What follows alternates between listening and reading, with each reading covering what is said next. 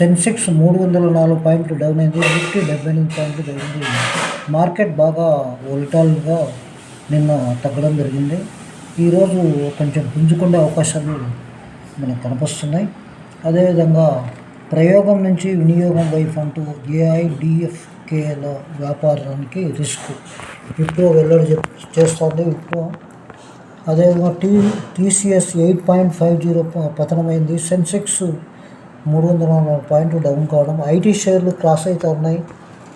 IT షేర్లలో చాలా అసలు సమస్య చాలా ఐటీలోనే ఉన్నాయి. ఉద్యోగాలు తీసేయడం రకరకాలైన ఏఐ మోడల్స్ను ఉపయోగించడంలో ముందున్న ఐటీ కంపెనీలు లిస్టులో టీసీఎస్, ఇన్ఫోసిస్, విప్రో. 3 లక్షలకు పైగా ఉద్యోగులకు మైక్రోసాఫ్ట్ 365 కోపైలట్ అందుబాటులోకి. అసలు సమస్య రూపాయి పతనమే మనకు కనిపిస్తుంది. నమస్తే, థ్యాంక్ యూ.